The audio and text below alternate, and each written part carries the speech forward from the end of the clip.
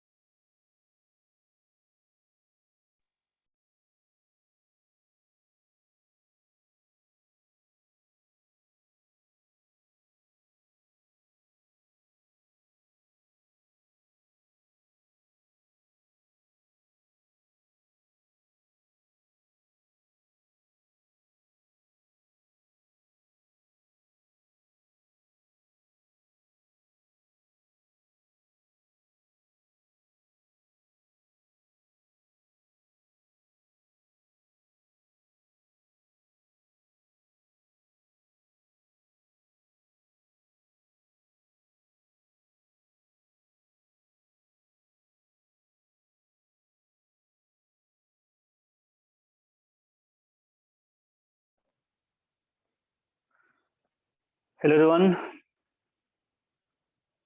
Good evening all my dear. कैसे हो?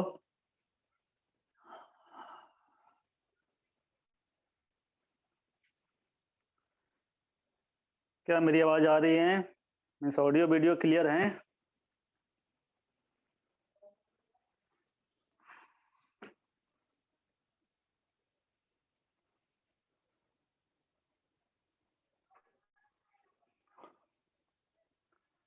Okay okay, बिल्कुल क्लियर है। चलो, तो फिर स्टार्ट करते हैं हम लोग, है ना।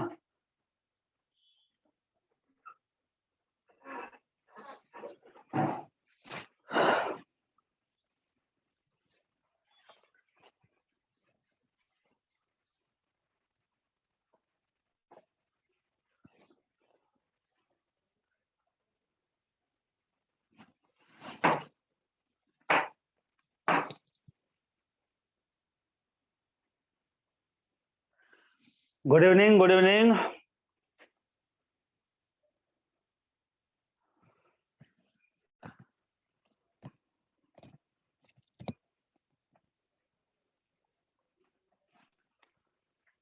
तो वही स्टार्ट करते हैं हम लोग। गुड इवनिंग मवेश, हाउ आर यू?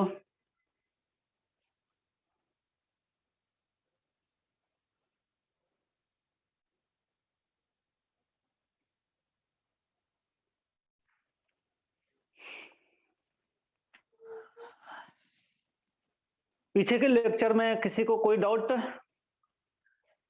पीछे जितना भी लेक्चर्स हुआ है उसमें किसी को कोई डाउट है तो बोलना भाई।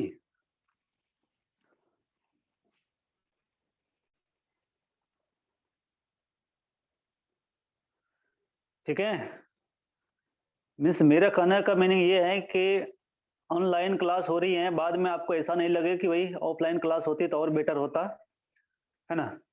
क्योंकि जब टाइम निकल जाएगा तो फिर हम लोग कुछ नहीं कर सकते हैं ना। इसलिए आपको जो भी डाउट है आप बोलना, है ना। तो हम लोग उसको देखेंगे और फिर हम लोग स्टार्ट करते हैं। हम लोग का चैप्टर चल रहा है कौन सा भाई? थर्मोडायनामिक्स एंड थर्मोकेमिस्ट्री, है ना। थर्मोडायनामिक्स एंड थर्मोकेमिस्ट्री, ठीक है। ये दोनों एक साथ हैं भाई, ठीक है। हमने जो हेडिंग दिया था वो हेडिंग दिया था थर्मो डायनामिक्स का, ठीक है, थर्मोडायनामिक्स का। इसी में आपका थर्मोकेमिस्ट्री भी है। एनसीईआरटी में आप देखोगे तो थर्मोडायनामिक्स एंड थर्मोकेमिस्ट्री, है ना, दोनों एक साथ हैं। तो थर्मोडायनामिक्स तो लगभग कंप्लीट हो गया। अब हम लोग जो है थोड़ा सा थर्मोकेमिस्ट्री में पढ़ेंगे। थर्मोकेमिस्ट्री ज्यादा नहीं है। मेरा वॉइस रुक रुक के आ रहा है? ओके, क्या वीडियो क्लियर है? ऑडियो में प्रॉब्लम है या वीडियो में प्रॉब्लम है? क्लियर है? ओके, चलो थोड़ा सा कभी कभी हो जाती है ना, नेटवर्क प्रॉब्लम। चलो, अगर ज्यादा नेटवर्क प्रॉब्लम होगा तो क्लियर है, ओके। तो ज्यादा नेटवर्क प्रॉब्लम होगा तो बताना मुझे, है ना। एयरटेल से इसको कनेक्ट करेंगे, ठीक है। तो थर्मोकेमिस्ट्री, है ना, थर्मोडायनामिक्स और थर्मोकेमिस्ट्री दोनों में हम लोग हीट का ही जो है स्टडी करते हैं। मीन हीट का जो चेंज होता है, स्पेसिफिक हीट कैपेसिटी। अरे स्पेसिफिक हीट कैपेसिटी तो हो गया भाई। Heat capacity, specific heat capacity, molar heat capacity, ये सारे हो गया।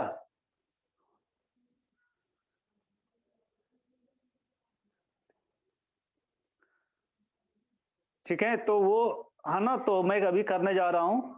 कुछ टॉपिक हैं, है ना, जो बिल्कुल थोड़ा सा थियोरटिकल है। 100% थियोरटिकल तो नहीं है भाई, है ना।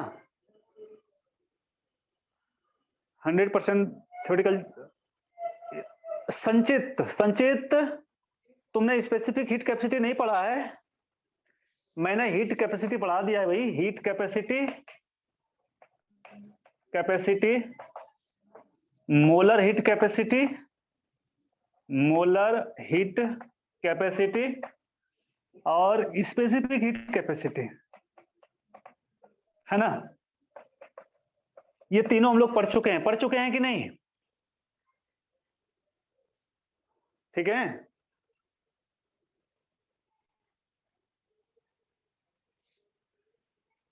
स्पेसिफिक नहीं पढ़ाया मैंने। चलो, स्पेसिफिक हीट कैपेसिटी में क्या होता है, देखो कुछ नहीं है, बस थोड़ा सा डिफरेंस है, मैं बता दे रहा हूं, अगर नहीं हुआ है तो कोई बात नहीं है ना, आपको टेंशन लेने की कोई जरूरत नहीं है। देखो, हीट कैपेसिटी में हमने क्या पढ़ा था भाई, तो हीट कैपेसिटी है ना, जिसको हम लोग सी से डिनोट करते हैं, और सी इक्वल टू क्या होता है भाई, तो क्यू अपॉन डेल्टा टी, ये होता है heat capacity equal to. Molar heat capacity में क्या होता है, तो इसमें जो है नंबर ऑफ मोल को भी हम लोग कंसीडर करते हैं। Molar heat capacity, molar heat capacity में क्या होता है, तो C equal to Q, Q यहाँ हीट है भाई, है ना, क्यू को आप चार्ज मत समझना, क्यू को आपको चार्ज नहीं समझना है, क्यू यहाँ हीट है, ठीक है। और डेल्टा टी तो आप समझ ही रहे हो, चेंज इन टेम्परेचर। यहाँ क्या करते हैं हम लोग, नंबर ऑफ मोल्स को भी कंसीडर करते हैं, number of moles into delta T, ये हो गया मोलर हीट कैपेसिटी, है ना। तो हमने कुछ क्वेश्चन भी किया था लास्ट क्लास में मोलर हीट कैपेसिटी से, है ना, आपने देखा होगा, है ना। तो 2-3 क्वेश्चन हमने इस पर किया था, इस पर भी क्वेश्चन किए हम लोग, इस पर भी हमने क्वेश्चन किया है। तो हमने जितने भी टॉपिक अभी तक पढ़ा है, सारे टॉपिक पर हमने क्वेश्चन किया है ना, एम आई राइट? क्या आप बताना मुझे, ठीक है। हम लोगों ने हर टॉपिक पर क्वेश्चन किया है, ठीक। चलो नेक्स्ट है heat capacity, molar heat capacity और specific heat capacity. Specific heat capacity, specific heat capacity में क्या होता है भाई, तो हम लोग यहाँ नंबर ऑफ मोल्स के प्लेस पर मास रखते हैं, C equal to Q upon M into delta T, बस ये हो गया स्पेसिफिक हीट कैपेसिटी। तो मास अगर हम लोग इधर मास रखते हैं, ठीक है, तो ये स्पेसिफिक हीट कैपेसिटी हो गया, अगर नंबर ऑफ मोल रखे तो मोलर हीट कैपेसिटी, बस यही तो है। अगर किसी का क्लास मिस हो गया है तो वो आप जो है इसको लिख लेना, क्योंकि डेफिनेशन तो नहीं आने वाला है कि मोलर हीट कैपेसिटी क्या होता है, स्पेसिफिक नहीं आता है डेफिनेशन, आपको फॉर्मूला याद रखना है, न्यूमेरिकल्स आता है, ठीक है।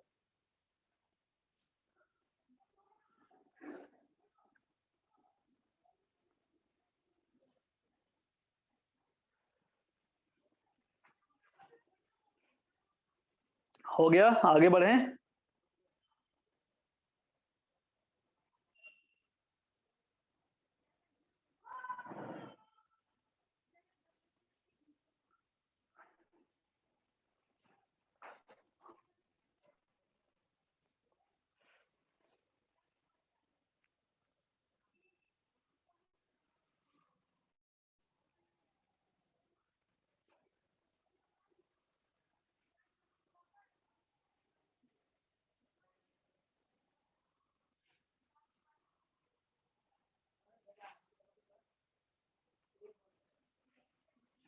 हो गया, चलो। तो अब हेडिंग देना, अब हेडिंग देना enthalpy change in a chemical reaction. Enthalpy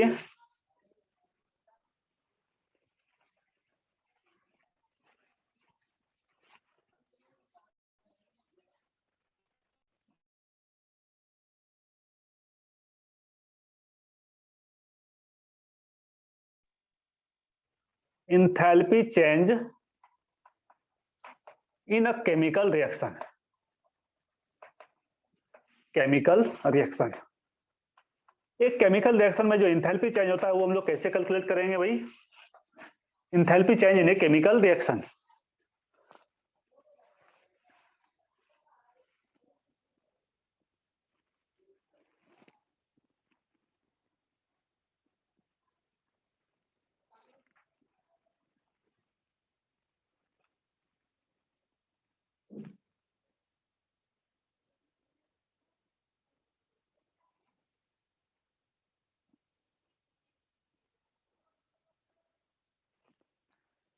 okay, तो enthalpy change in a reaction क्या होता है, तो एक केमिकल रिएक्शन में आप जानते हो, है ना, हम लोग जानते हैं कि वी नो राइट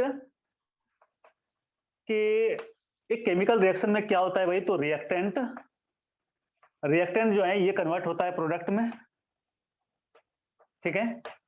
नहीं, एक केमिकल रिएक्शन में क्या होता है, तो रिएक्टेंट कन्वर्ट होता है प्रोडक्ट में, और आपको इसके लिए इंथैल्पी चेंज निकालना है, यानी चेंज इन इंथैल्पी निकालना है, ठीक है, डेल्टा एच, ठीक है, of reaction, R stand for reaction.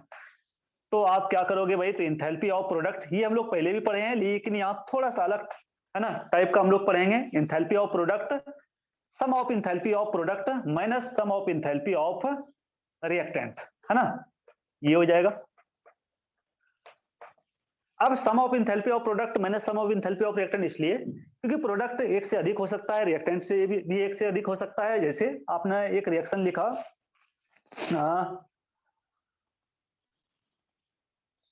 चलो H2 gas plus O2 gas, ठीक है, और ये क्या बनाएगा भाई, तो ये बनाएगा आपका 2 मोल्स ऑफ H2O लिक्विड, ये बनाएगा, ठीक है।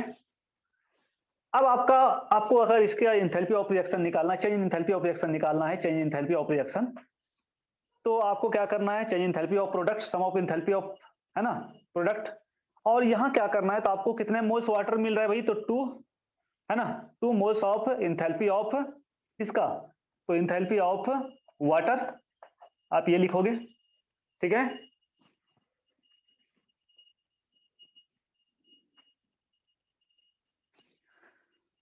ठीक है, 2 हमने क्यों लिखा भाई, क्योंकि ये 2 मोल्स हैं, है ना, और माइनस क्या हो जाएगा भाई, तो माइनस हो जाएगा फिर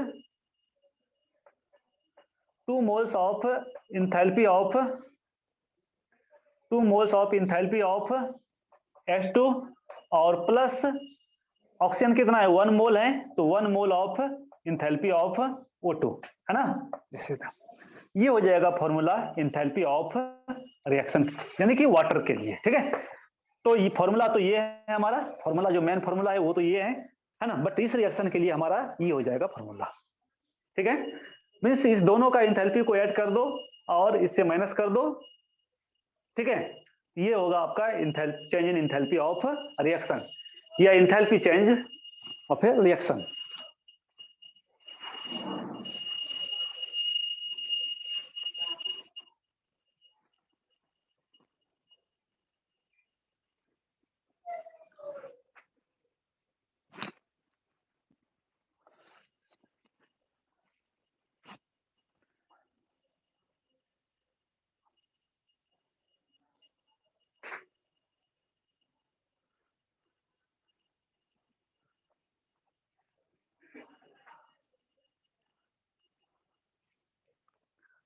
लास्ट वाले में क्या है ना भाई, कि हमने एक रिएक्शन लिखा, देखो हमारा रिएक्शन क्या है, तो H2 है, O2 है, ठीक है।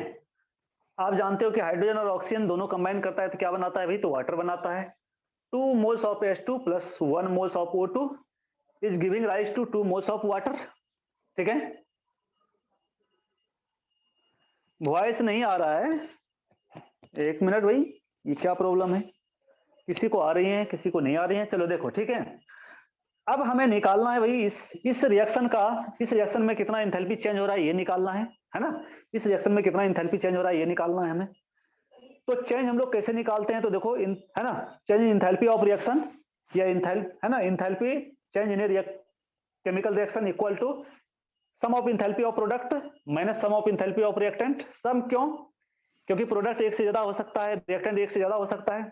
चलो हम लोग इस रिएक्शन को देखते हैं, 2H2 गैस है प्लस O2 गैस है, ये क्या दे रहा है भाई, 2 मोल्स वाटर दे रहा है लिक्विड। यहाँ जो वाटर है भाई, यहाँ जो वाटर है, ये वाटर क्या है, तो लिक्विड है, सॉरी वाटर क्या है, तो प्रोडक्ट है, ये वाटर क्या है भाई, तो ये प्रोडक्ट है आपका, ठीक है। और रिएक्टेंट यहाँ क्या है, तो रिएक्टेंट आपका H2 और O2 है, दीज आर दी रिएक्टेंट्स, ये है आपका रिएक्टेंट्स, ठीक है। अब हमने क्या कहा भाई, तो change in enthalpy of reaction हम लोग कैसे निकालते हैं, sum of enthalpy of product minus sum of enthalpy of reactant, ये फॉर्मूला है हमारा, ठीक है। प्रोडक्ट यहाँ वाटर है इसलिए हमने क्या लिखा, तो change in enthalpy of reaction equal to enthalpy, ये H इंथैल्पी ऑफ वाटर। अब वाटर कितना है भाई, 2 मोल्स है ना, क्योंकि 2 मोल्स के फॉर्मेशन में जो चेंज होगा इंथैल्पी 1 मोल्स के फॉर्मेशन में जो चेंज होगा वो सेम तो नहीं होगा, है ना, आप नहीं, आप जो है भाई, आप जो है आप क्या करो, 1 kg चावल पकाओ और 2 kg चावल पकाओ, दोनों में सेम वाटर, सेम जो है एनर्जी की जरूरत तो नहीं पड़ेगी, अलग अलग जरूरत पड़ेगी, है ना। तो उसी तरह से यहाँ 2 मोल्स वाटर है तो आपको यहाँ 2 रखना है, ठीक है। तो 2 into enthalpy of water, 2 into enthalpy of water minus, minus किसका, रिएक्टेंट का। रिएक्टेंट में क्या है भाई, H2 है और O2 है। H2 कितना है देखो तो 2 मोल्स है, इसलिए 2 moles of enthalpy of H2, 2 moles of enthalpy of hydrogen, plus इस दोनों को ऐड कर देना है, प्लस 1 मोल, क्योंकि ऑक्सीजन कितने हैं, 1 मोल है, 1 मोल ऑफ इंथैल्पी, सॉरी यहाँ इंथैल्पी हमें मैं भूल गया लिखना, 1 mole of enthalpy of O2, है ना। तो ये हो गया, ठीक है। तो इस तरह से हम लोग इंथैल्पी ऑफ रिएक्शन कैलकुलेट कर सकते हैं, है ना। तो इसका जो न्यूमेरिकल्स होता है बहुत सिंपल होता है ना, सिंपल एडिशन होता है, ठीक है। तो simple addition mean simple calculation वाला होता है, ठीक है। बस फॉर्मूला आपको याद रहना चाहिए। क्या आप समझ गए? अभी भी डाउट है तो बोलो किसी को।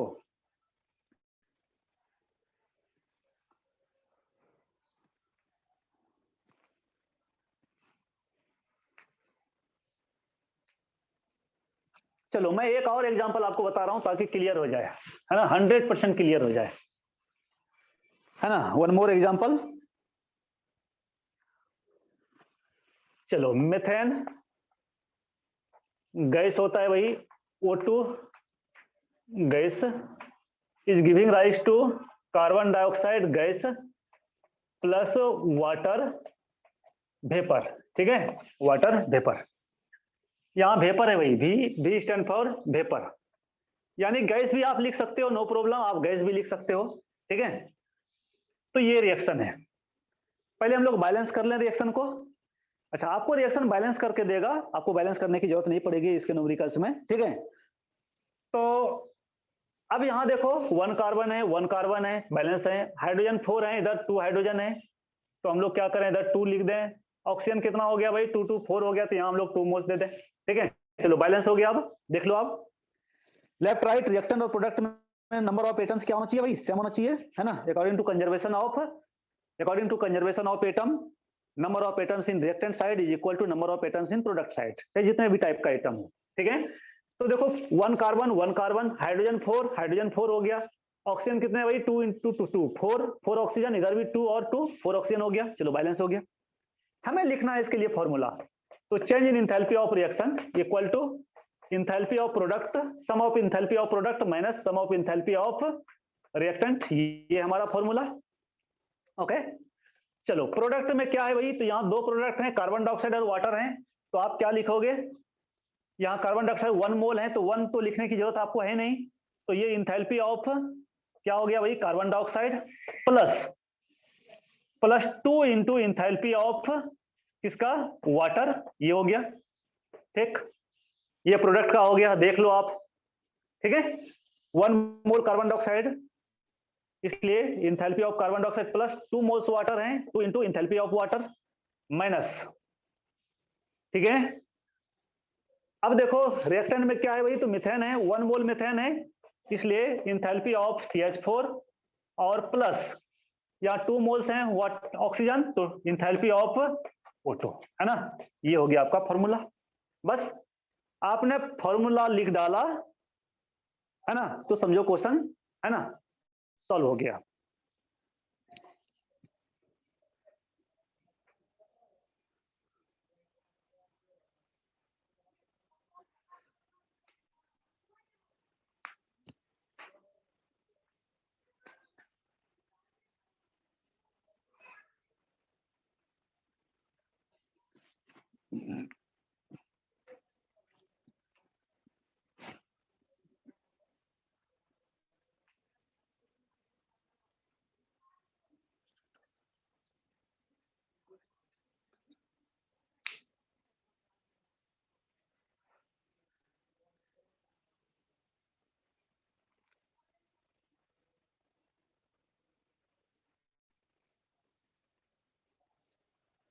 हो गया, हाँ भाई हो जाए तो बोलना।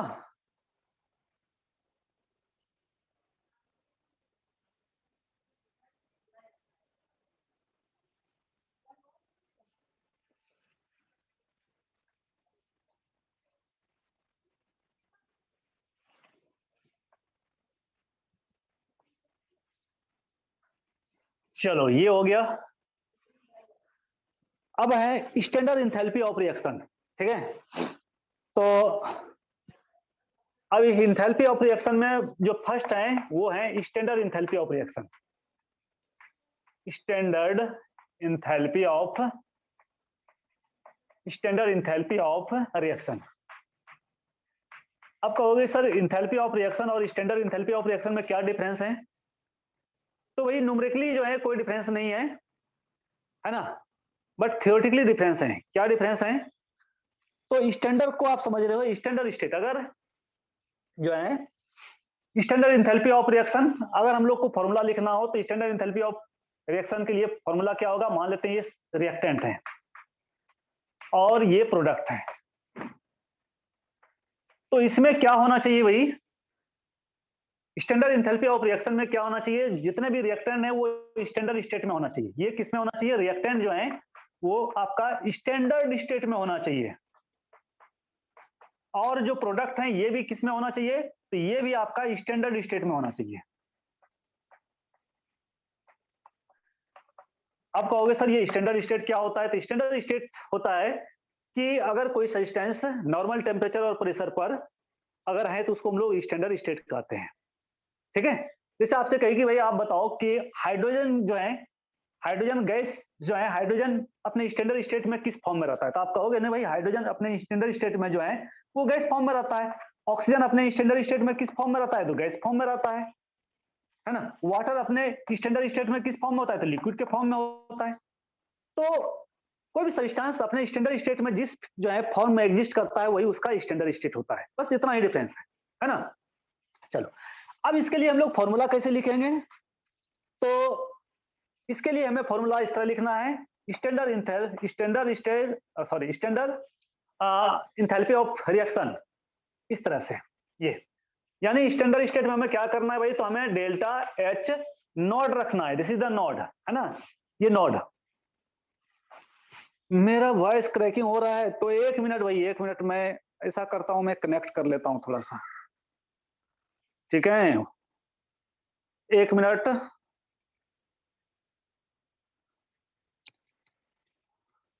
क्लियर है? ओके ओके ओके, चलो ठीक है। ओके संचित, चलो थैंक यू। ठीक है, तो भाई आपको स्टैंडर्ड स्टेट का जो है, आप स्टैंडर्ड स्टेट का सिंबल क्या होता है? तो डेल्टा एच, ये हो गया आपका enthalpy of reaction, means change in enthalpy of reaction. और डेल्टा एच आर नॉड, आपने नॉड लगा दिया, है ना, तो ये हो गया आपका स्टैंडर्ड, है ना, standard standard enthalpy of reaction, enthalpy of reaction, ठीक है। ये हो गया।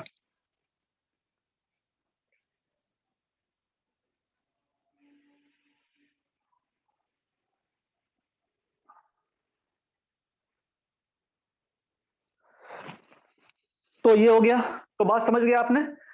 तो enthalpy of reaction, this is the enthalpy of reaction. तो इंथैल्पी ऑफ रिएक्शन और स्टैंडर्ड इंथैल्पी ऑफ रिएक्शन को हम लोग डिनोट कैसे करेंगे? तो ये आप देख लो, ठीक है, डेल्टा एच आर और डेल्टा एच नॉड आर, है ना, नॉड स्टैंडर्ड स्टेट, ठीक। चलो ये क्लियर हो गया। अब हम लोग फॉर्मूला लिखते हैं।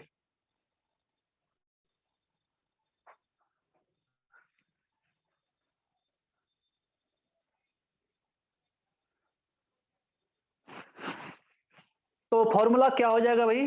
तो फॉर्मूला हो जाएगा standard standard enthalpy of reaction equal to standard enthalpy standard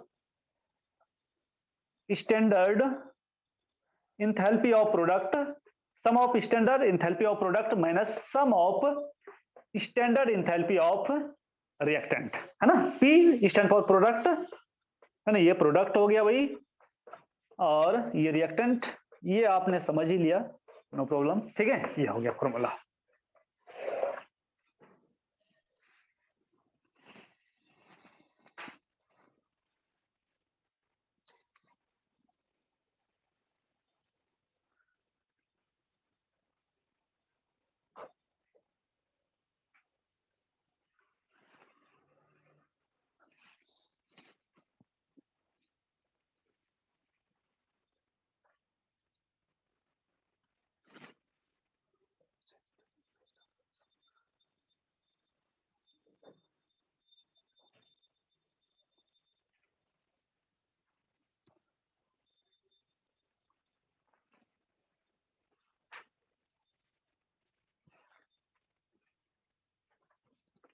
enthalpy of reaction के बाद सेकंड लिखना वही enthalpy change in phase transformation. Enthalpy या change in enthalpy, change in enthalpy in phase transformation.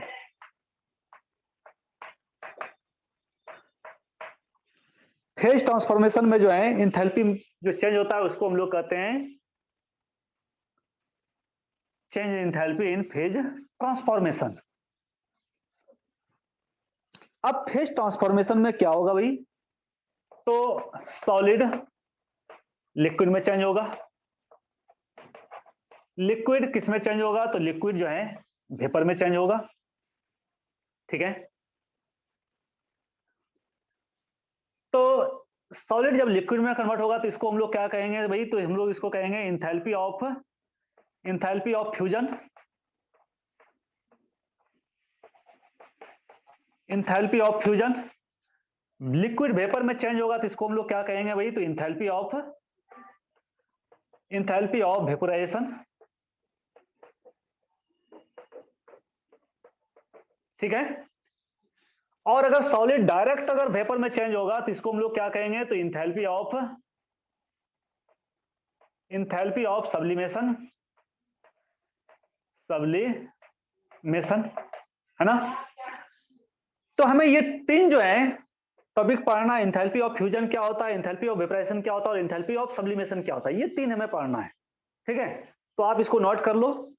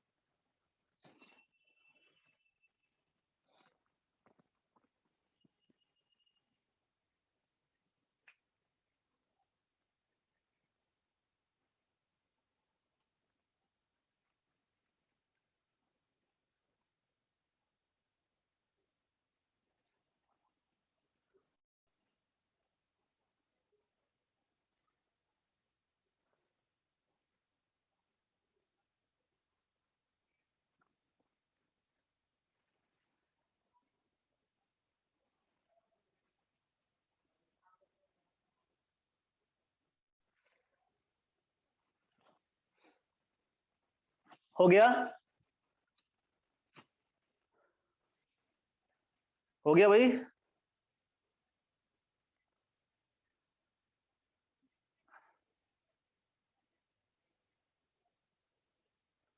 तो देखो, तो हमें क्या पढ़ना है, हमें इंथैल्पी ऑफ फ्यूजन पढ़ना है, इंथैल्पी ऑफ वेपराइजेशन पढ़ना है और इंथैल्पी ऑफ सब्लिमेशन पढ़ना है। तो चलो वन बाय वन हम लोग पढ़ते हैं सबको। तो इसमें जो है ए लिखना इंथैल्पी ऑफ फ्यूजन। ठीक है, यानी सॉलिड से लिक्विड में जब कन्वर्ट होता है सब्सटेंस तो उसमें जो इंथैल्पी चेंज होगा, क्योंकि इंथैल्पी तो चेंज होना ही है भाई, है ना, एनर्जी तो चेंज होना ही है। सॉलिड से जब लिक्विड में कन्वर्ट होगा सब्सटेंस तो उसमें एनर्जी तो चेंज होगा ही, एनर्जी चेंज होगा मींस इंथैल्पी चेंज होगा। अब वहां जो चेंज इन इंथैल्पी होगा वो पॉजिटिव होगा या नेगेटिव होगा, तो चेंज इन इंथैल्पी जो है पॉजिटिव होगा। क्यों, क्योंकि सॉलिड लिक्विड में तब कन्वर्ट होगा जब सॉलिड क्या करेगा, तो हीट को एब्जॉर्ब करेगा सराउंडिंग से, या तो आप हीट दोगे तभी तो सॉलिड लिक्विड में कन्वर्ट होगा।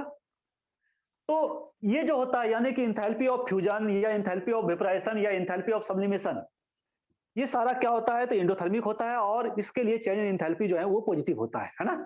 इन सब के लिए जो है भाई, इन सब के लिए क्या होता है, तो चेंज इन इंथैल्पी जो है, चेंज इन इंथैल्पी जो है वो क्या होता है, वो प्लस होता है। ये बात तो आपको पहले याद रखना है, ठीक है। इन सब केस में चेंज इन इंथैल्पी पॉजिटिव, और change in enthalpy positive means कि रिएक्शन क्या होता है भाई, तो रिएक्शन जो है वो एंडोथर्मिक होता है, ठीक है।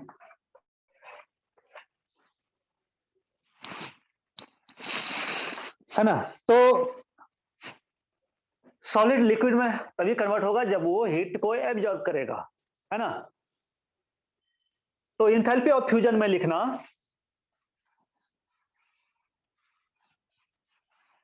कि इंथैल्पी चेंज, एक minute, enthalpy change when 1 mole of solid is converted into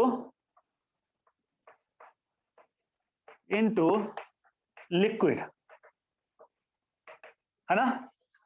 तो इसमें जो इंथैल्पी चेंज होगा उसको हम लोग इंथैल्पी ऑफ फ्यूजन कहेंगे।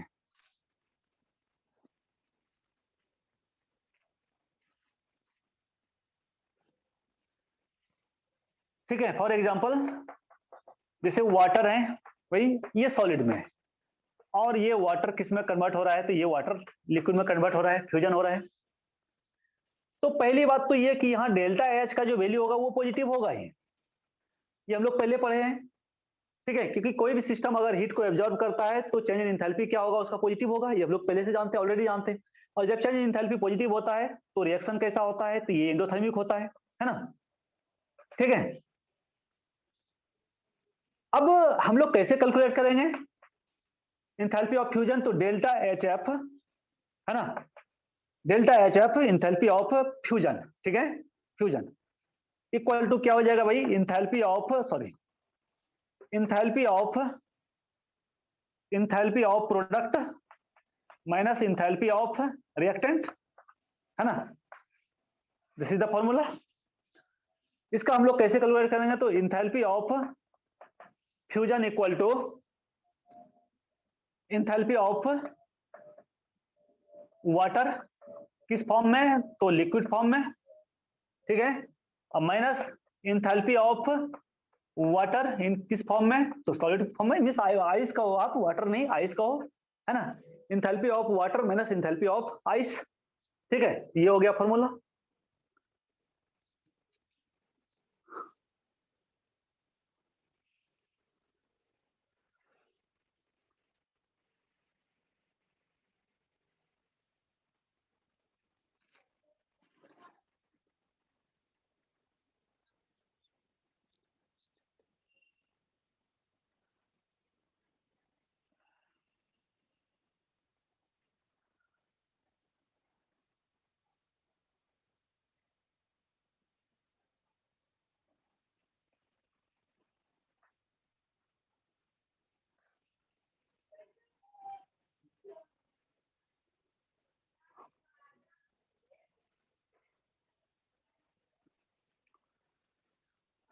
हो गया,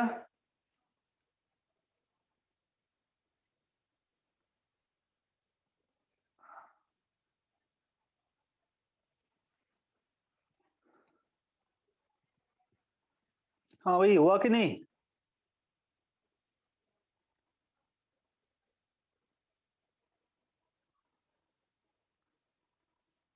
ओके,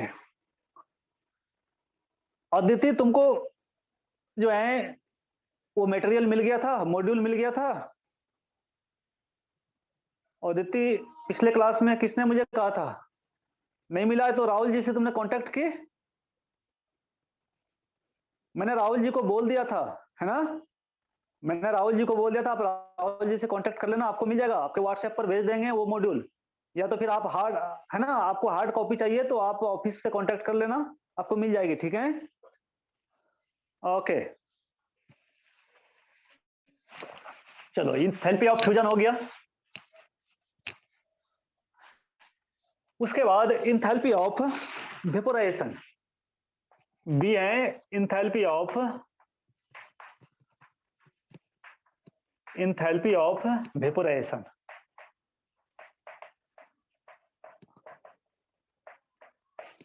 इंथैल्पी ऑफ वेपोराइजेशन तो इंथैल्पी ऑफ वेपोराइजेशन क्या हो जाएगा भाई?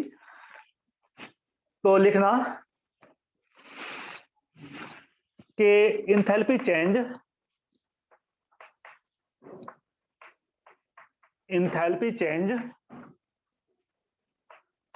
when 1 mole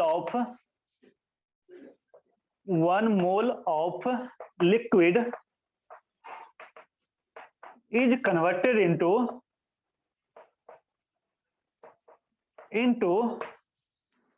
vapor form. Vapor है ना, is known as enthalpy of vaporisation.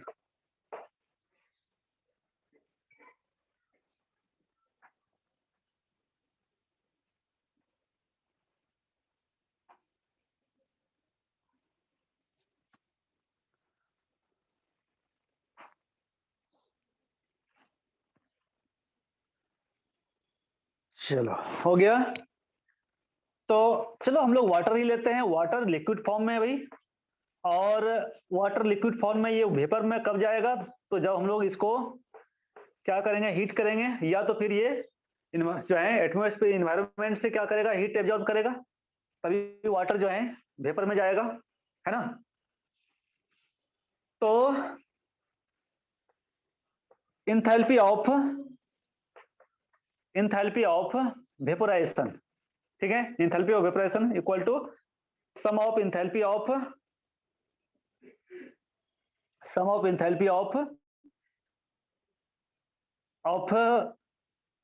Product minus sum of enthalpy of reactant, ठीक है, ये हो जाएगा। तो ये फॉर्मूला ये हो गया आपका। इसके लिए आप कैसे कैलकुलेट करोगे? तो इसके लिए enthalpy of vaporisation equal to हो जाएगा वही प्रोडक्ट का किस फॉर्म में, वेपर फॉर्म में। तो enthalpy of water vapour minus enthalpy of water liquid, ये हो जाएगा।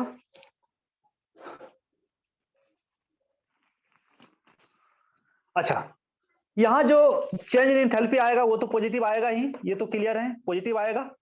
और पॉजिटिव आएगा तो ये भी क्या होगा भाई? तो ये भी एंडोथर्मिक होगा, है ना।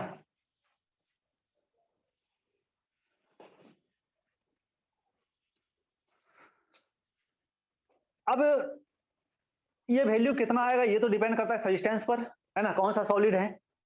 अलग अलग सॉलिड का चेंज एंथैल्पी जो है वो अलग अलग होगा, यानी कि एंथैल्पी ऑफ वेपोराइजेशन जो है वो अलग अलग होगा। वाटर का अलग होगा, कार्बन का अलग होगा, अपने सारे सजेस्टेंस का अलग अलग होगा। कोई दो सजेस्टेंस का जो है एंथैल्पी ऑफ वेपोराइजेशन या एंथैल्पी ऑफ सब्लिमेशन या एंथैल्पी ऑफ फ्यूजन सेम नहीं हो सकता है, नेवर, कभी नहीं।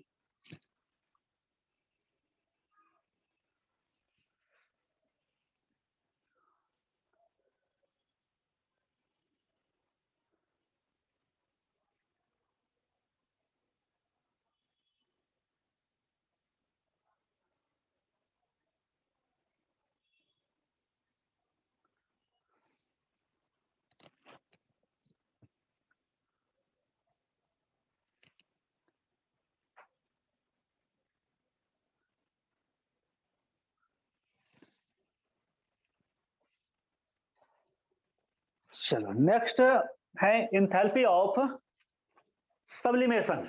Enthalpy of sublimation,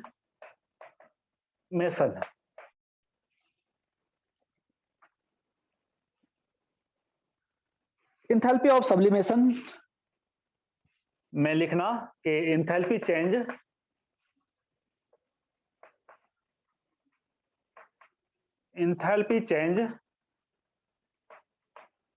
when 1 mole of solid is directly converted into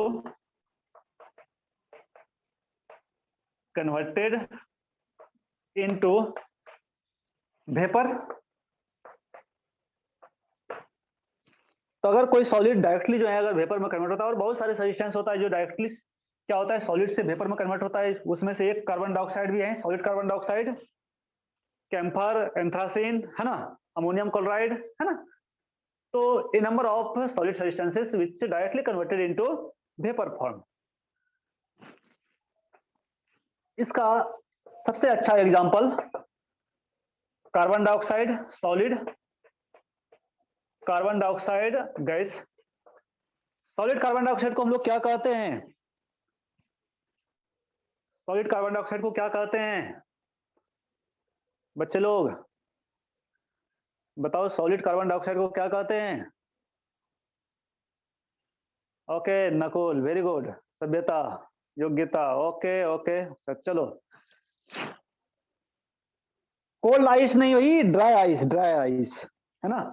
solid carbon dioxide, solid carbon dioxide को हम लोग ड्राई आइस कहते हैं, है ना।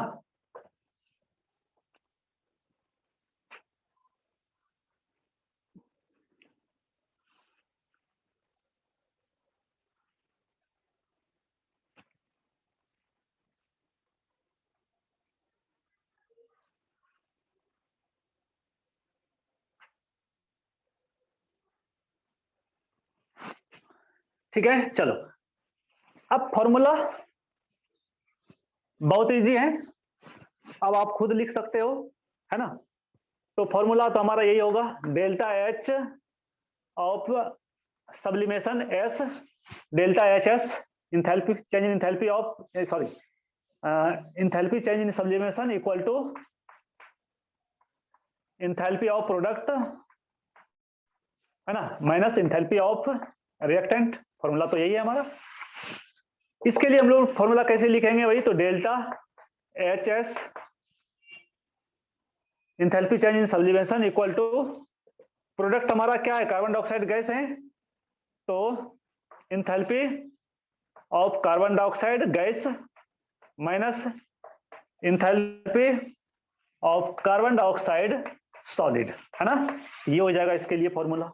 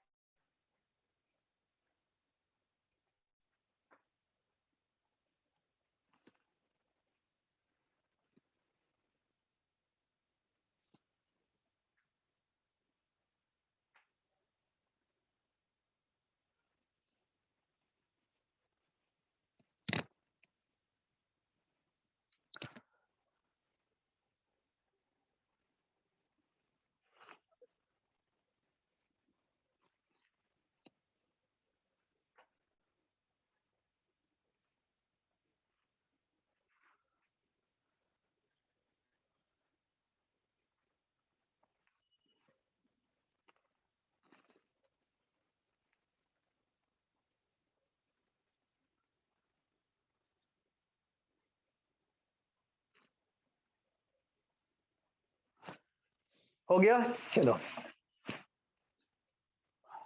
अब हम लोग चलते हैं third, enthalpy of formation.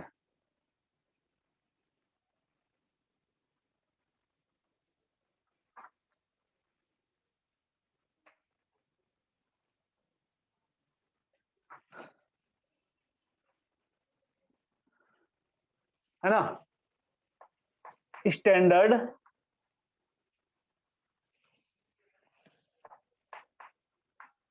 Standard enthalpy of formation. चलो, आप स्टैंडर्ड आप इंथैल्पी ऑफ फॉर्मेशन भी लिखोगे तो गलत नहीं होगा, थियोरेटिकली सेम ही होगा, है ना। तो मिस थियोरेटिकली डिफरेंट होगा बट न्यूमेरिकली सेम होगा, मिस न्यूमेरिकल्स के लिए फॉर्मूला सेम ही होगा, ठीक है, और सेम तरीके से बनाएंगे। तो स्टैंडर्ड इंथैल्पी ऑफ फॉर्मेशन का हो या इंथैल्पी ऑफ फॉर्मेशन का हो, है ना। स्टैंडर्ड इंथैल्पी ऑफ फॉर्मेशन क्या होता है भाई?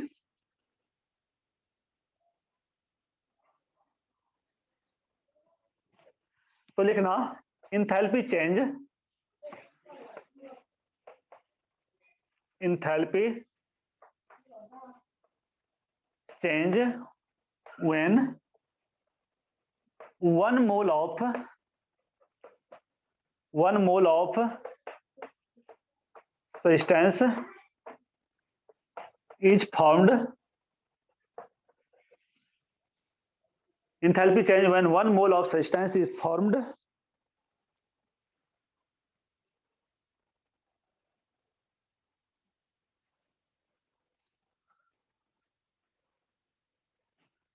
from, ठीक है, enthalpy change when 1 mole of substance is formed from their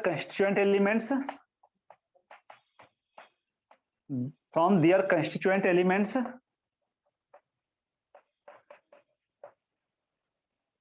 in most stable state,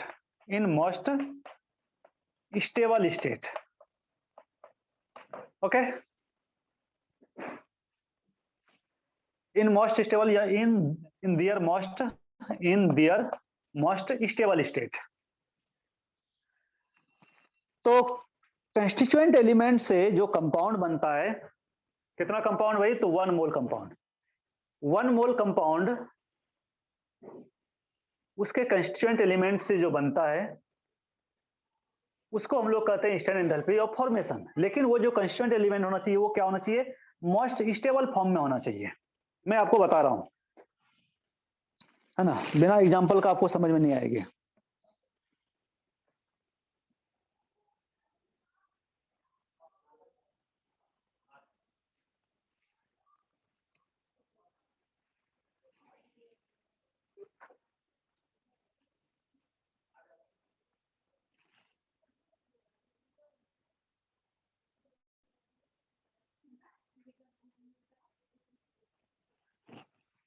हो गया? चलो, तो आप इस कंप्लीट डेफिनेशन को समझना। एंथैल्पी चेंज 1 मोल, पहली बात तो 1 मोल है ना, 1 mole of substance, 1 mole substance बनाना है। अगर एक से ज्यादा मोल होगा तो उसको हम लोग स्टैंडर्ड एंथैल्पी ऑफ फॉर्मेशन नहीं कहेंगे 1 मोल के लिए, ठीक है, अप्लाई होता है। From their standard state, from their constituent elements, है ना, in their most stable state. अब मोस्ट स्टेबल स्टेट क्या होता है? तो देखो, आप बताओ कि ये जो कार्बन है भाई, ये कार्बन कितना फॉर्म में होता है? तो कार्बन जो है ग्रेफाइट फॉर्म में होता है, ग्रेफाइट फॉर्म में होता है। कार्बन जो है डायमंड फॉर्म में होता है, और भी होता है बकमिनिस्टर, है ना, कार्बन जो है बकमिनिस्टर फ्लोरेंस में के फॉर्म में होता है। चलो, है ना, हम लोग, आप बता सकते हो कि कार्बन का सबसे मोस्ट स्टेबल स्टेट कौन सा होता है? कोई बता सकते हो मुझे? कार्बन का मोस्ट स्टेबल स्टेट कौन सा होता है? एनीबॉडी? कोई मुझे बता सकते हो कार्बन का मोस्ट स्टेबल स्टेट कौन सा होता है? ग्रेफाइट। Okay, very good. तो कार्बन का जो मोस्ट स्टेबल स्टेट होता है वो ग्रेफाइट होता है भाई, है ना। मीन्स कि आपने कार्बन लिया, ग्रेफाइट लिया, है ना, कार्बन, सॉरी, कार्बन ब्रैकेट में आपने ग्रेफाइट लिखा, प्लस प्लस आप क्या करो, हाइड्रोजन ले लो, 2 मोल्स ऑफ हाइड्रोजन गैस, है ना, ठीक है। तो ये क्या बनाएगा? कार्बन, सॉरी, मीथेन बनाएगा, CH4, है ना, मीथेन बनाएगा गैस। यहां जो इंथैल्पी चेंज होगा भाई, यहां जो इंथैल्पी चेंज होगा इसको हम लोग कहेंगे स्टैंडर्ड इंथैल्पी ऑफ फॉर्मेशन। अगर हम लोग कार्बन, समझना, अगर हम लोग कार्बन डायमंड ले लें प्लस 2H2 गैस ले लें और इससे हम लोग मीथेन बनाए, इसको हम लोग स्टैंडर्ड इंथैल्पी ऑफ फॉर्मेशन नहीं कहेंगे, है ना, है ना, not standard enthalpy of formation, not standard enthalpy of formation, ठीक है। स्टैंडर्ड इंथैल्पी ऑफ फॉर्मेशन कौन सा हो गया भाई? ये हो गया, ठीक है। तो कई बार जो है थ्योरेटिकल क्वेश्चन दे देता है और इसमें भी जो है हम लोगों को प्रॉब्लम हो जाती है, अगर क्लियर नहीं है तो प्रॉब्लम हो सकती है, ठीक है। तो इस चीज को आपको ध्यान रखना है, ठीक है। मैं 1-2 एग्जांपल और आपको बता रहा हूं।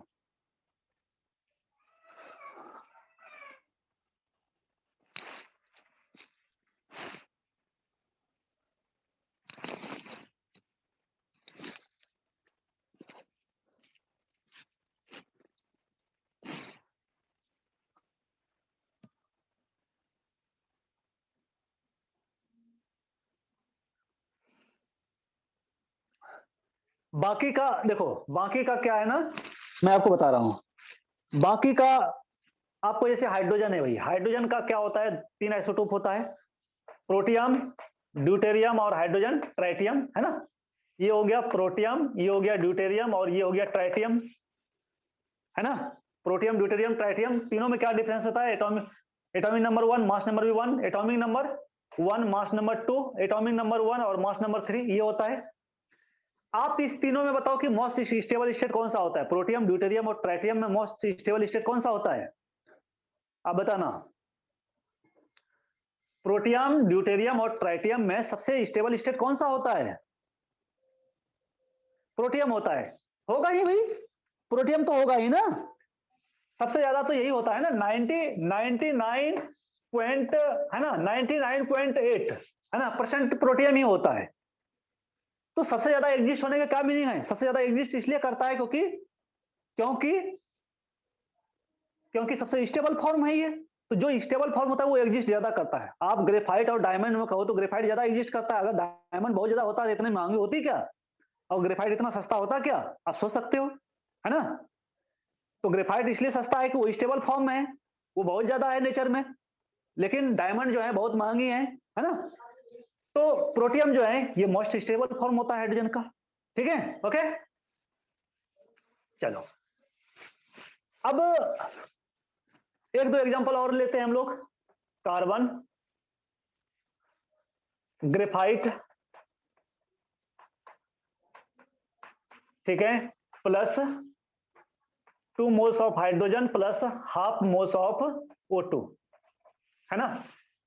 चलो कार्बन और हाइड्रोजन के बारे में आपने समझ लिया। आप कहोगे सर हाइड्रोजन का स्टेबल फॉर्म कौन होगा, तो हाइड्रोजन का स्टेबल फॉर्म होगा ये वही 8 और 16 वाला, और यहाँ 8 और 16 वाला ही हमने लिखा है, ठीक है। ये O2 8 और 16 वाला मोस्ट स्टेबल फॉर्म होगा, क्योंकि सबसे ज्यादा नेचर में यही होता है, बाकी जो आइसोटोप होता है वो बहुत कम होता है।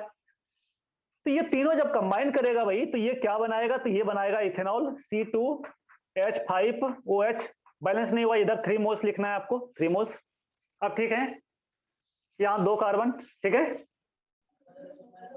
क्या बनाएगा इथेनॉल, तो ये हो गया आपका स्टैंडर्ड इंथैल्पी ऑफ फॉर्मेशन।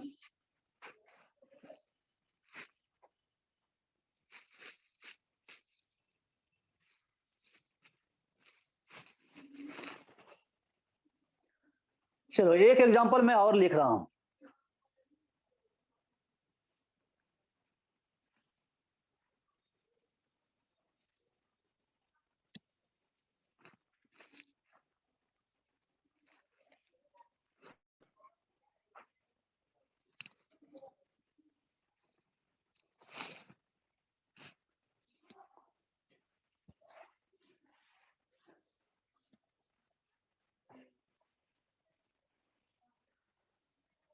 चलो carbon sorry solid,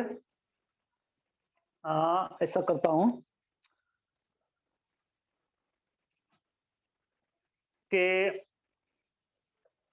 calcium oxide solid plus carbon dioxide gas giving rise to calcium carbonate solid.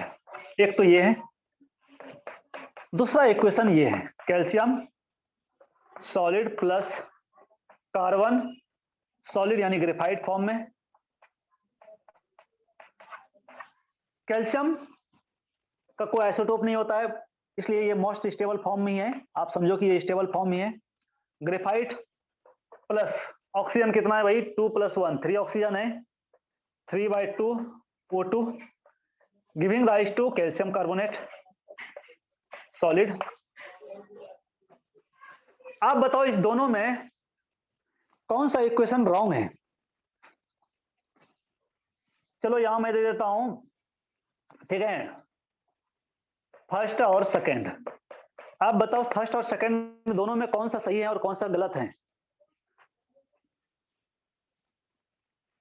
कौन सा इक्वेशन जो है सही है और कौन सा इक्वेशन गलत है। फर्स्ट इज राइट, ओके मैं बस, सेकंड, फर्स्ट सही है, सोच लो भाई। कुलमित ने कहा सेकंड, अदिति ने फर्स्ट, सोच लो।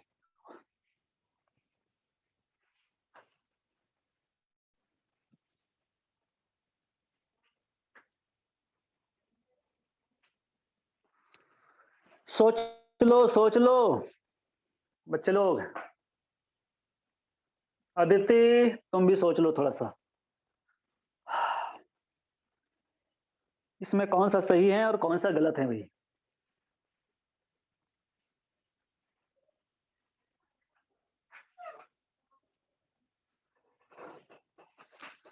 तो देखो, हो गया आपका। अब मैं शुरू करूं।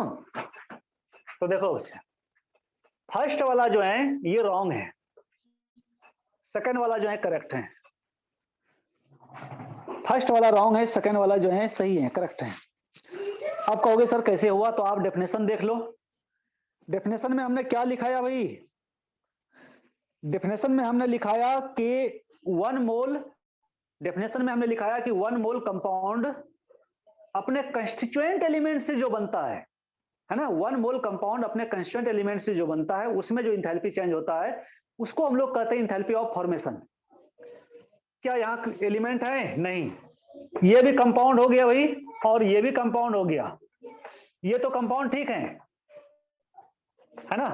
वो तो, ये तो ठीक है कि आप एलिमेंट, है ना, आप एलिमेंट का कंबाइन जो है, एलिमेंट्स का आप कॉम्बिनेशन करोगे तो कंपाउंड बनेगा ही, उसमें कोई डाउट नहीं है, ये तो ठीक है। लेकिन यहां जो है आप देख रहे हो रिएक्टेंट में आपका कंपाउंड आ गया। रिएक्टेंट में कंपाउंड नहीं होना चाहिए, रिएक्टेंट में क्या होना चाहिए? एलिमेंट्स होना चाहिए, है ना। 1 मोल कंपाउंड अपने कंस्टिट्यूएंट एलिमेंट से जो बनता है, उसमें जो इंथैल्पी चेंज होता है उसको हम लोग स्टैंडर्ड इंथैल्पी ऑफ फॉर्मेशन कहते हैं। और वो जो एलिमेंट्स होना चाहिए मोस्ट स्टेबल स्टेट में होना चाहिए, मोस्ट स्टेबल फॉर्म में होना चाहिए, ठीक है। तो स्टेबल फॉर्म तो हमने समझ गया। यहां देखो, यहाँ कंस्टेंट, जैसे कैल्शियम कार्बोनेट का कंस्टेंट एलिमेंट क्या होगा? कितने एलिमेंट से बना है भाई? तो कैल्शियम से बना है, और किससे बना है? तो कार्बन से बना है, और किससे बना है? तो ऑक्सीजन से बना है ना। इसीलिए ये वाला करेक्ट है। बोलो, समझ में आई बात? ये अभी भी कोई डाउट? बात समझ में आई अदिति? और सबको बोल रहा हूं मैं, आ गई ना समझ में? तो जो है, जो कंस्टिट्यूएंट होना चाहिए, यानी कि जो रिएक्टेंट होना चाहिए, जो रिएक्टेंट होना चाहिए वो क्या होना चाहिए? एलिमेंटल फॉर्म में होना चाहिए, ठीक है। एलिमेंटल फॉर्म में होना चाहिए, कंपाउंड के फॉर्म में नहीं होना चाहिए, ठीक है। ये होता है स्टैंडर्ड एंथैल्पी ऑफ फॉर्मेशन। चलो, एक और मैं एग्जांपल बता रहा हूं आपको।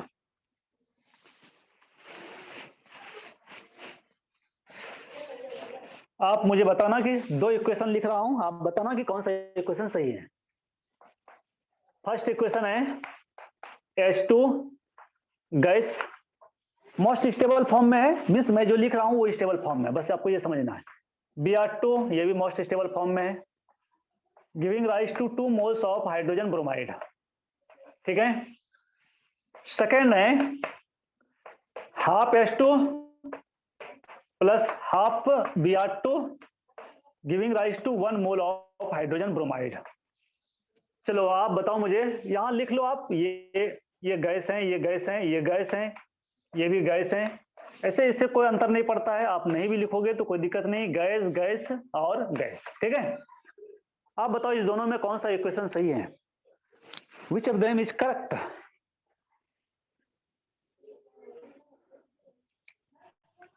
बताओ बच्चे लोग। कैसे आता है थियोरेटिकल क्वेश्चन, देखते हो कभी कभी क्या होता है ना, न्यूमेरिकल्स हम लोग सॉल्व कर लेते हैं, थियोरेटिकल क्वेश्चन में फंस जाते हैं। और थियोरेटिकल क्वेश्चन जो होता है वो ज्यादा कंफ्यूजिंग होता है, ठीक है। इसलिए कभी ये आपको नहीं सोचना है कि भाई न्यूमेरिकल्स हमेशा हार्ड होता है ना।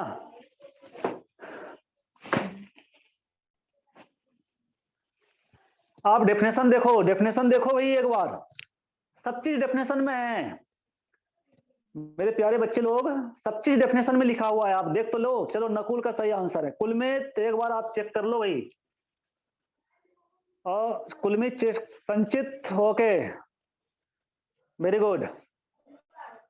एक बार डेफिनेशन फिर चेक कर लो।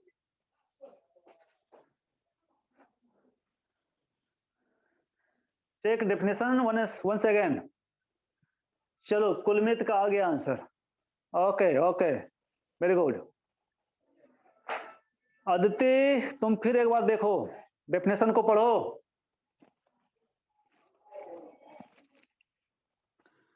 हमने क्या कहा भाई कि enthalpy change when 1 mole of compound is found, 1 mole compound.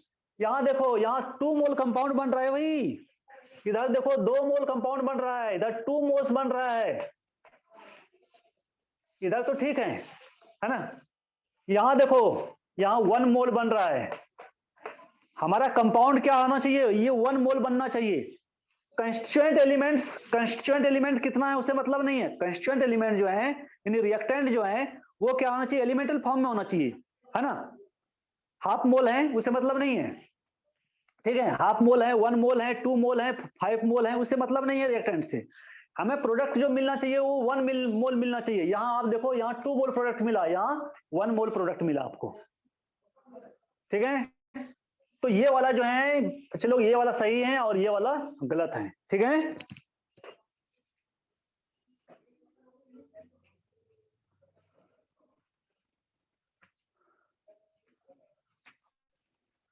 एक मिनट भाई, एक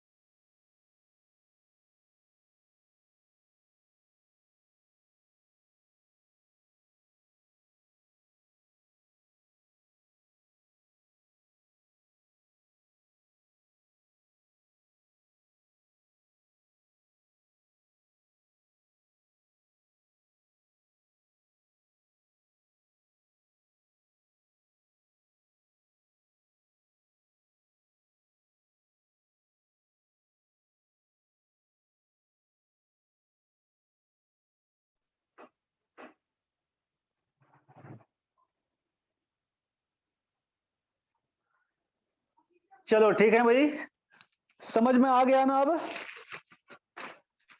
अब समझ में आ गया ना। कुलमित, अदिति, तुम दोनों गलती कर रहे थे थोड़ा, अब समझ में आ गई ना, ओके। चलो चलो, अब हम लोग कुछ न्यूमेरिकल्स कर लेते हैं, अब हम लोग कुछ न्यूमेरिकल्स कर लेते हैं, फिर हम लोग आगे बढ़ेंगे, है ना।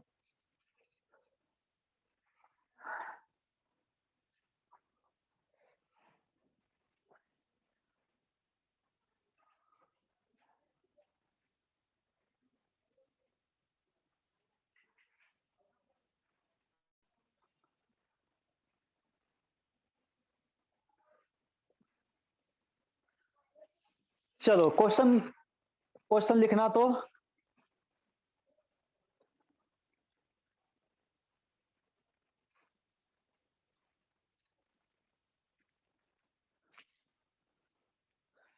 लिखना एक क्वेश्चन कि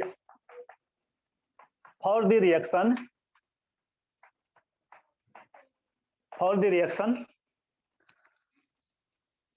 और रिएक्शन क्या है भाई, तो 2 क्लोरीन गैस से मिल रहा है हमें Cl2 गैस, ठीक है। अब कह रहा है कि what are the sign of delta H and delta S, है ना। What are the sign of delta H and delta S for this reaction, तो इस रिएक्शन के लिए क्या साइन हो जाएगा भाई, ये बोलो। मीन्स डेल्टा एच का साइन क्या होगा, साइन मीन्स कि निगेटिव होगा या पॉजिटिव होगा, डेल्टा एच निगेटिव होगा या पॉजिटिव होगा इस रिएक्शन के लिए। ये रिएक्शन है आपका, है ना, ये रिएक्शन है।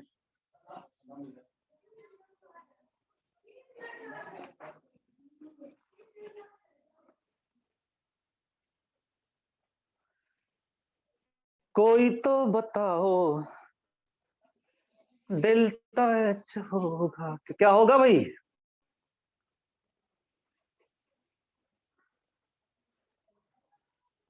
Mahwish, Mahwish, okay Mahwish, very good very good very good boy.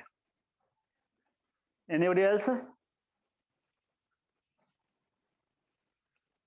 और कोई बता सकता है क्या होगा भाई? चलो मैं आपको 1 मिनट देता हूं सोचने के लिए, आप सोच के मुझे बताओ।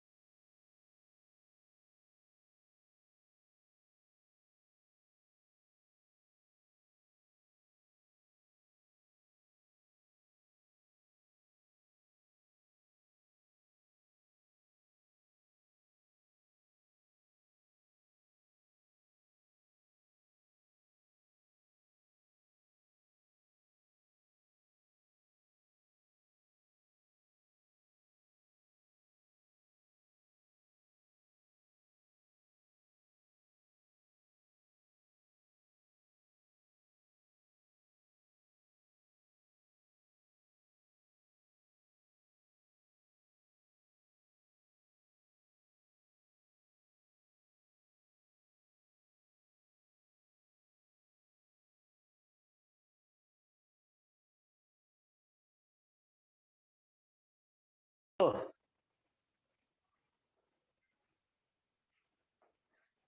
ये एनसीईआरटी का क्वेश्चन है भाई, कोई नहीं बताया? अच्छा अच्छा okay, both both are negative, both are negative, very good very good. चलो वेरी गुड बच्चे लोग, मीन्स बात समझ में आ रही है ना। चलो तो देखो भाई, सबसे पहले हम लोग डेल्टा एच देखें, डेल्टा एच क्या होगा, तो डेल्टा एच निगेटिव होगा। अब निगेटिव क्यों होगा, तो देखो यहाँ क्या हो रहा है, दो क्लोरीन आपस में कंबाइन करके क्या बना रहा है, Cl2 बना रहा है। मीन्स क्या हो रहा है भाई, 1 क्लोरीन प्लस 1 क्लोरीन, ये दोनों मिलकर क्या कर रहा होगा, तो क्लोरीन बॉन्ड का फॉर्मेशन कर रहा होगा। और एक चीज मैं बता दूं कि बॉन्ड का जो फॉर्मेशन होता है बच्चे, बॉन्ड फॉर्मेशन में क्या होता है, तो बॉन्ड फॉर्मेशन जो है में जो है एनर्जी रिलीज होता है, ठीक है। बॉन्ड फॉर्मेशन में क्या होता है, तो एनर्जी जो है ये रिलीज होता है हमेशा, ऑलवेज। बॉन्ड के फॉर्मेशन में एनर्जी रिलीज होता है, एनर्जी रिलीज होगा तो रिएक्शन क्या होगा भाई, रिएक्शन एक्सोथर्मिक होगा, एक्सोथर्मिक होगा। और एक्सोथर्मिक होगा तो डेल्टा एच का वैल्यू क्या हो जाएगा भाई, तो डेल्टा एच का वैल्यू नेगेटिव हो जाएगा। बात समझ में आई? किसी को कोई डाउट है तो बोलना। बॉन्ड का फॉर्मेशन, बॉन्ड फॉर्मेशन जब भी होता है तो एनर्जी रिलीज होता है, जब बॉन्ड ब्रेक होता है तो एनर्जी एब्जॉर्ब करता है, ठीक है, मीन्स इंडोथर्मिक। तो बॉन्ड फॉर्मेशन में एनर्जी रिलीज होता है, एनर्जी रिलीज होगा मीन्स रिएक्शन एक्सोथर्मिक है, और एक्सोथर्मिक के लिए डेल्टा एच का वैल्यू नेगेटिव होता है। क्लियर? ओके। अब हम लोग आते हैं डेल्टा एस। तो बच्चे लोग, मेरे प्यारे बच्चे, डेल्टा एस का वैल्यू यहाँ नेगेटिव होगा। आप कहो कैसे? क्योंकि यहाँ रेंडमनेस जो है, फ्रीडम जो है वो घट गया। क्यों भाई? देखो अभी क्या था कि ये दोनों क्लोरीन जो है, यहाँ 2 क्लोरीन है, इस तरह से 2 क्लोरीन है, और ये Cl2 बन गया। तो क्या हुआ, पहले क्या था, तो ये दोनों क्लोरीन जो है भाग दौड़ लगा रहा था, है ना, मीन्स ये दोनों क्लोरीन क्या था भाई, बिल्कुल फ्री था, है ना, मस्ती से घूम रहा था इधर उधर। नहीं, आपके पेरेंट्स आपके घर में अगर नहीं रहे तो कभी कभी क्या करते हो, आप फ्री हो जाते हो, है ना, इधर उधर घूमने चले जाते हो, ठीक है। उसी तरह से ये दोनों क्लोरीन क्या है, अभी बिल्कुल फ्री है ना, घूम रहा है, मौज मस्ती कर रहा है, मीन्स इसमें फ्रीडम है, फ्रीडम है। लेकिन जैसे ही दोनों जो है आपस में जुड़ के बॉन्ड बना देगा, अब क्या हो जाएगा, इसका फ्रीडम घट जाएगा ना, इसका फ्रीडम कम हो जाएगा, इसका रेंडमनेस कम हो जाएगा। तो फ्रीडम और रेंडमनेस जैसे ही कम होगा तो डेल्टा एस क्या हो जाएगा भाई, तो डेल्टा एस निगेटिव हो जाएगा, है ना। ये हमने पढ़ा था कि जब फ्रीडम बढ़ता है तो इंट्रोपी बढ़ता है, फ्रीडम जब घटता है तो इंट्रोपी घटता है ना। इसलिए तो डेल्टा एच और डेल्टा एस दोनों ही निगेटिव हो जाएगा। Okay, understand. चलो भाई, ठीक है, तो आज इतना ही, फिर हम लोग देखते हैं नेक्स्ट क्लास में, है ना। ठीक है, चलो, okay, bye bye all my dear, good night, good night.